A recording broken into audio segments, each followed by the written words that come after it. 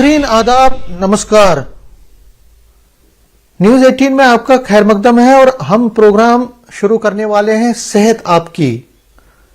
नाज़रीन, जैसे आपको पता है कि सेहत आपकी में हम जो प्रोग्राम है इसमें हम हर हफ्ते एक डॉक्टर से आपकी मुलाकात करवाते हैं और वो डॉक्टर तरह तरह की जो बीमारियां हैं उसके बारे में आपको वाकफियत देते हैं और मशवरे देते हैं। और आज भी हम एक नए जो डॉक्टर को आपके सामने पेश कर रहे हैं। मारूफ डॉक्टर हैं, म्यादे और अंतड़ियों के फेमस डॉक्टर हैं डॉक्टर अदनान रफीक।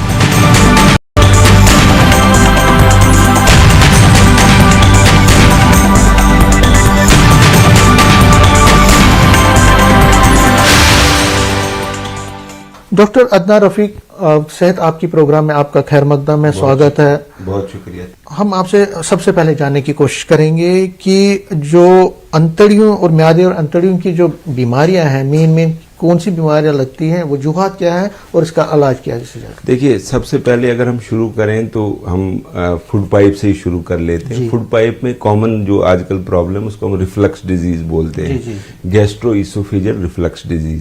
अब गैस्ट्रोइसोफेजियल रिफ्लक्स डिजीज में कुछ कारण जो कॉमनर जो चीजें हैं वो होती हैं। एक तो कुछ लोग प्रीडिस्पोज्ड होते हैं टू रिफ्लक्स डिजीज, और उसमें सबसे इम्पोर्टेंट है ईटिंग हैबिट्स क्या है लोगों की। अगर वो बार बार उसको स्ट्रेस दे देंगे फूड पाइप को तो मरीज को रिफ्लक्स हो जाएगा। तो उसमें क्या चीजें होती हैं जिससे बढ़ती है, सबसे इम्पोर्टेंट हो गया अगर आप खाने के इमीडिएटली बाद लेट जाएंगे। अगर आप खाने के बाद लेट जाते हैं या आप पेट भर के खाते हैं और लेटते हैं और फ्रीक्वेंट बेंडिंग, बार बार आप आगे की तरफ बेंड करेंगे, उससे आपको रिफ्लक्स हो जाएगा। जिनको प्रीडिस्पोज्ड हो बेसिकली, मतलब जिनको स्टोमक का भी कुछ इशू हो सकता है या उनको एनाटॉमिकल एबनॉर्मलिटी, कुछ लोगों में हर्नियाज या कुछ चीजें होती हैं, कुछ लोग दवाइयों पर होते हैं, पॉलीफार्मेसीज पर होते हैं, कुछ लोगों का वजन ज्यादा है, टाइट कपड़े पहन रहे हैं, कुछ लोग खाने में दिक्कत कर रहे हैं, वो फैटी डाइट ज्यादा ले रहे हैं। जो फैट्स होते हैं वो फूड पाइप को रिलैक्स करते हैं, लोअर इसोफेगल स्फिंक्टर जो होता है उसको। या जिनको दिक्कत ज्यादा है वो सिट्रस फ्रूट्स ले रहे हैं, उनको पता नहीं होता, वो बोलते हैं कि नहीं जी मुझे संतरा खाने से आराम आता है। लेकिन वो जो सिट्रस फ्रूट्स हैं वो नोटोरियस होते हैं, वो फूड पाइप का जो लोअर एंड है उसको रिलैक्स करते हैं और मरीज को रिफ्लक्स हो जाता है। उसके बाद कैफीन कंटेनिंग फूड्स हैं, कॉफी, चॉकलेट, कोला ड्रिंक्स, ये बड़े कॉमनली यूज होते हैं, ज्यादातर बच्चों में भी ये कॉमनली यूज करते हैं। उनमें भी कैफीन होता है, तो वो कैफीन जो है वो फूड पाइप को रिलैक्स करेगा और मरीज को रिफ्लक्स हो जाएगा।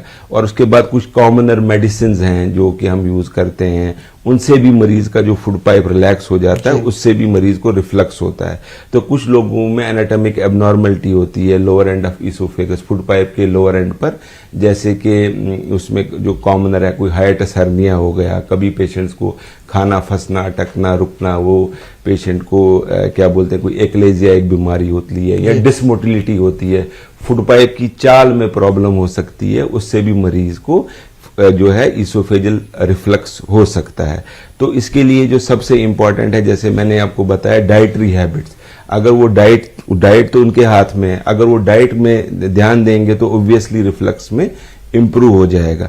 जिन मरीजों को रिफ्लक्स में इंप्रूव ना हो और जिनमें वार्निंग साइन हो उनको हम जांच करते हैं। वार्निंग साइन होता है कि पेशेंट को कोई वजन कम होने लगे, या पेशेंट को कोई खाना फंसने लगे, अटकने लगे, खाना रुकने लगे, या कोई खून की उल्टी आ जाए, या लेटरिन ब्लैक आ जाए, तो उनको इमीडिएटली एक स्पेशलिस्ट गैस्ट्रोएंटरोलॉजिस्ट को दिखाना चाहिए और उनको जांच करानी चाहिए।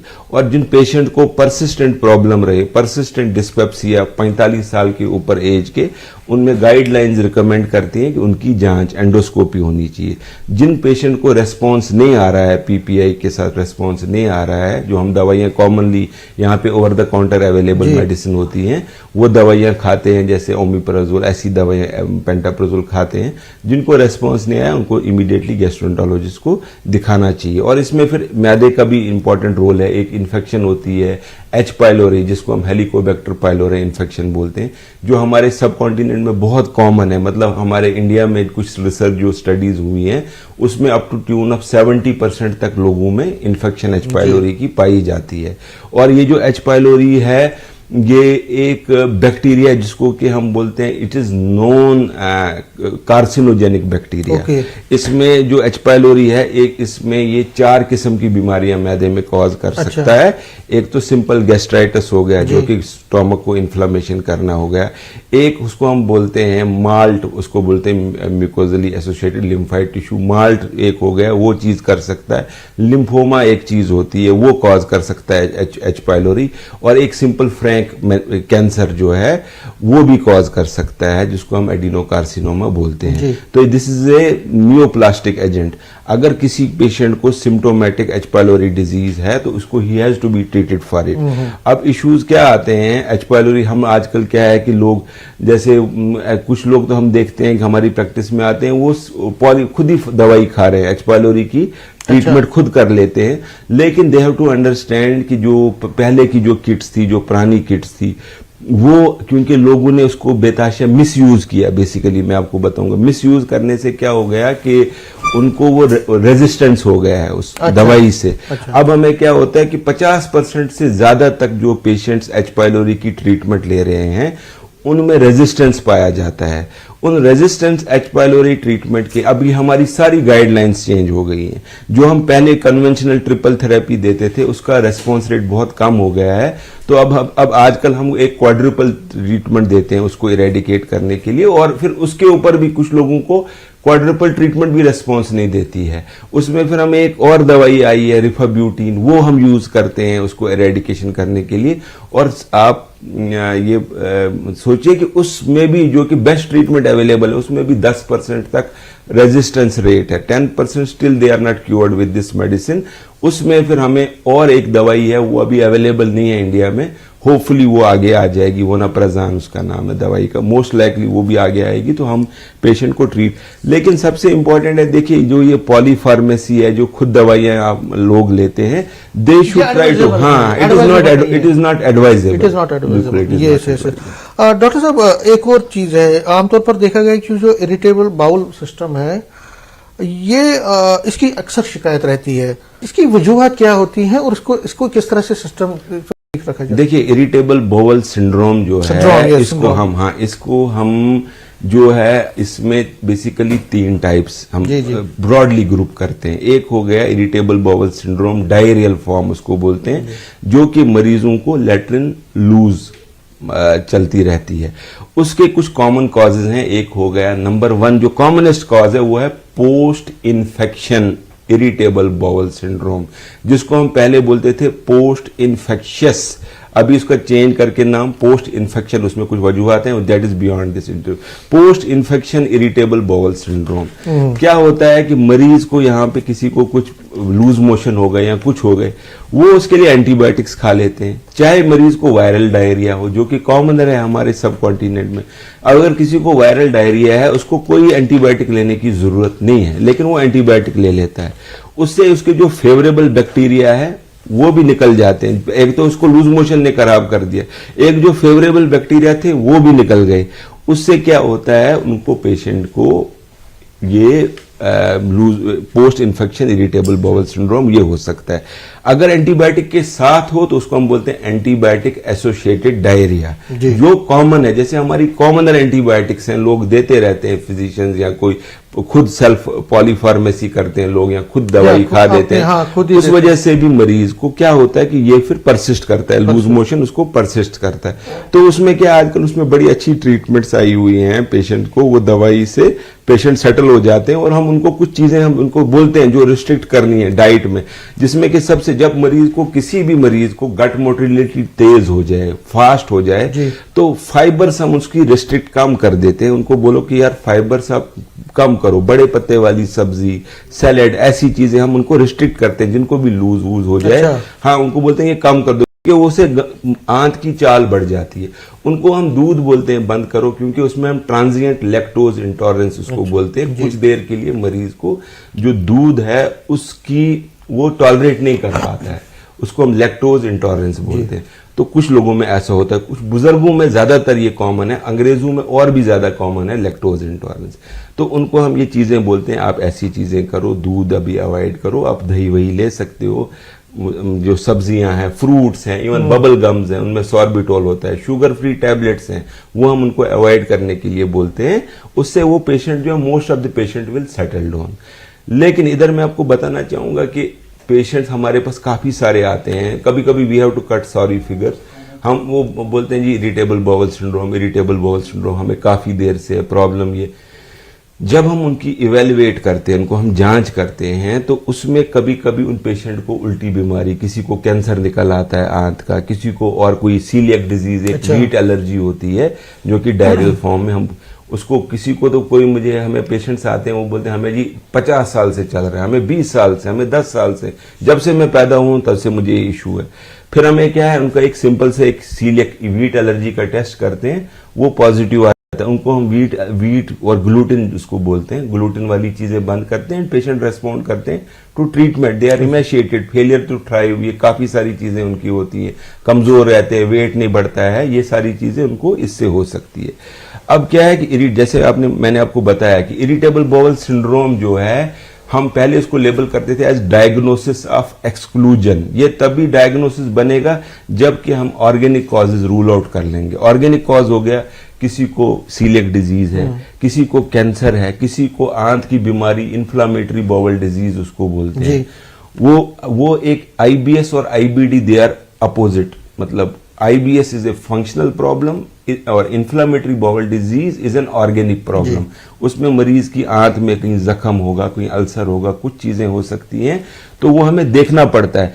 आजकल हम एक बहुत ही कॉमन टेस्ट है जिसकी की सेंसिटिविटी बहुत बढ़िया है, स्टूल से हम देखते हैं, उसको हम बोलते हैं फीकल कैल्प्रोटेक्टिन। ये एक बहुत ही बढ़िया टेस्ट है जो कि 95% से ज्यादा सेंसिटिविटी, जो कि बहुत बढ़िया सेंसिटिविटी हुई। उससे हम डिफरेंशिएट करते हैं between patients of functional bowel disorder like irritable bowel syndrome and organic problem. उसमें भी कभी कभी मिसरेट होता है। डॉक्टर साहब, आपसे बहुत अच्छी गुफ्तगू हो रही है और बहुत अच्छी इन्फॉर्मेशन आप दे रहे हैं। हमें एक ब्रेक के लिए रुकना पड़ेगा, एक ब्रेक लेते हैं हम, और ब्रेक के बाद डॉक्टर साहब से जो उनके साथ जो गुफ्तगू है इस म्यादी और अंतड़ियों के बारे में वो जारी रहेगा। एक ब्रेक लेते हैं, ब्रेक के बाद दोबारा आते हैं। ब्रेक के बाद आप सबका खैर मकदम है, स्वागत है। हम कर रहे हैं आज बात सेहत आपकी में डॉक्टर अदनान रफीक से। रफीक साहब, स्ट्रेस से कितना मुश्किल होती है, कितनी बीमारियां म्यादे और अंतड़ियों में होती हैं, क्या क्या बीमारी होती है, उससे किस तरह से बचा जा सकता है, स्ट्रेस को किस तरह से हम रोक सकते हैं, उसके लिए क्या क्या उपाय करने चाहिए? जो इरिटेबल बाउल सिंड्रोम, जो आंत की प्रॉब्लम होगी, और एक फंक्शनल डिस्पेप्सिया जो कि स्टोमक की प्रॉब्लम होगी, ये दोनों स्ट्रेस की वजह से होते हैं। स्ट्रेस में क्या होता है कि स्ट्रेस में उसको हम बोलते हैं कि विसरल परसेप्शन। किसी पेशेंट को थोड़ी सी दिक्कत है, लेकिन ये गट ब्रेन एक्सिस इसको बोलते हैं, ब्रेन इधर गट यहाँ पे, इसके बीच में आपस में कनेक्शन होता है।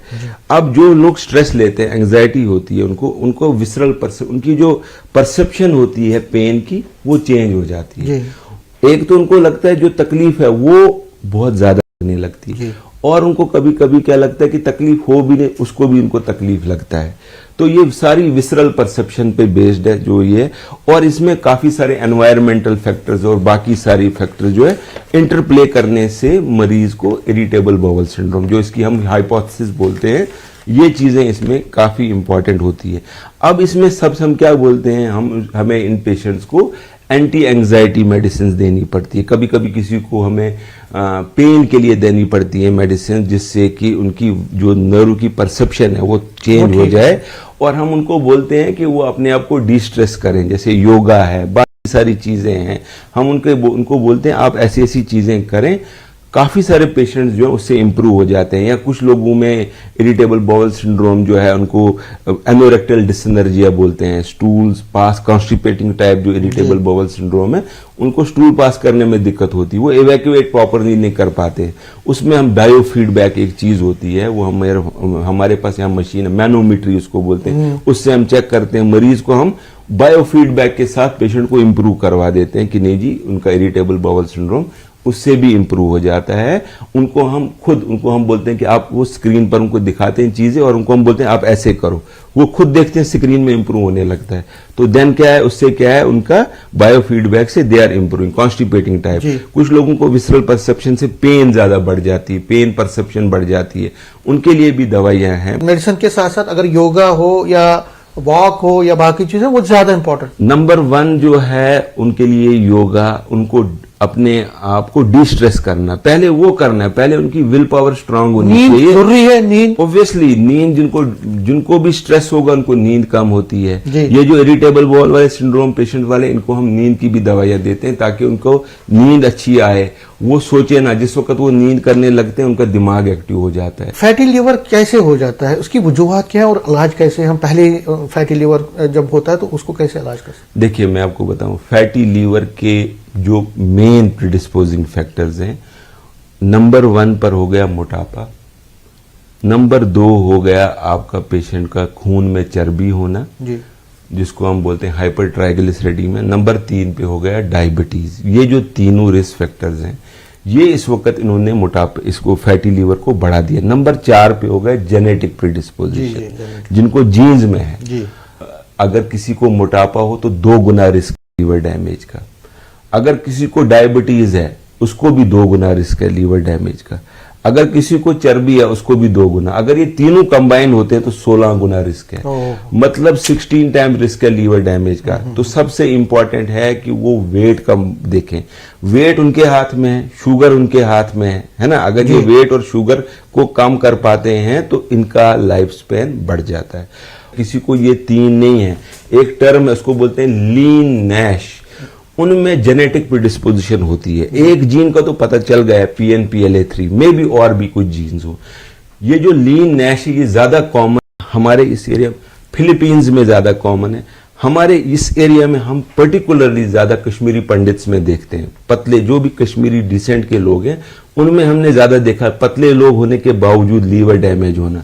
उनकी फैमिलीज में है, मतलब किसी के लीवर में प्रॉब्लम है, उनके या तो मदर में होगा, फादर में होगा, कभी कभी बच्चों में भी पाया जाता है। अच्छा। तो हम सोचते हैं कि इसमें कुछ एनवायरमेंटल फैक्टर्स भी हैं, लेकिन उनको जेनेटिक प्रीडिस्पोजिशन है लीवर डिजीज की।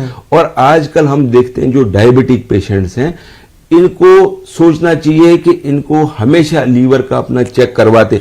उनको लगता है कि हमें सिर्फ फैटी लीवर है, जब हम उनका लीवर का स्कैन करते हैं उधर फाइब्रोसिस 40 तक 50 तक कभी कभी पेशेंट को, क्योंकि जो ये लीवर का डैमेज है ना ये पता नहीं चलता है। डॉक्टर साहब, लीवर साइरोसिस जो होता है ना, उसकी बहुत सारी शिकायतें अब आ रही हैं, लोग अपनी जान खो बैठते हैं, ये ज्यादा चलन क्यों हो गया है? मैं वही बता रहा हूँ, ये सबसे इंपॉर्टेंट है। एक तो हमारा खाने की हैबिट्स खराब हो गई हैं।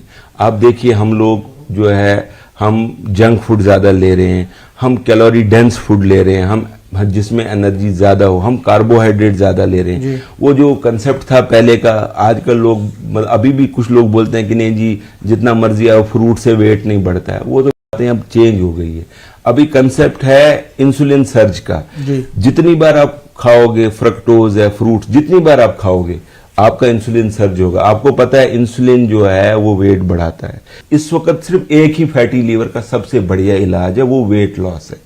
जिन लोगों का भी BMI हमारे ऐसे तो हम बोलते हैं 25 से ऊपर, लेकिन इंडियन सब कॉन्टिनेंट में बोलते हैं 23 से ऊपर है, उनको 10% वेट लॉस करने से फैटी लीवर में काफी ज्यादा इंप्रूवमेंट हो जाती है। कुछ लोगों में अर्ली सिरोसिस भी रिवर्स हो जाता है। अर्ली सिरोसिस जो है वो रिवर्स हो जाता है अगर आप वेट कम करेंगे।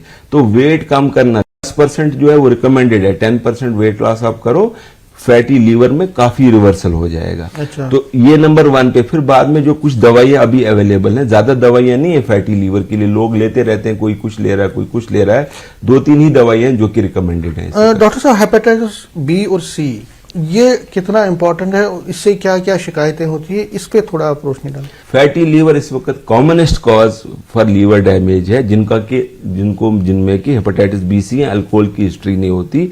मोर देन 50% पॉपुलेशन इंडिया में स्टडी हुई है, 50% से ज्यादा लोगों में फैटी लीवर है और 36% में मतलब कंफर्म्ड है कि वो लीवर डैमेज हो जाता है।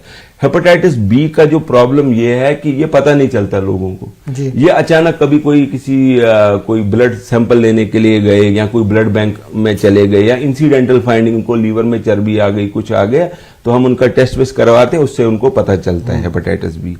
हेपेटाइटिस बी की दो इश्यूज हैं। एक हो गया ट्रीटमेंट कब करनी है।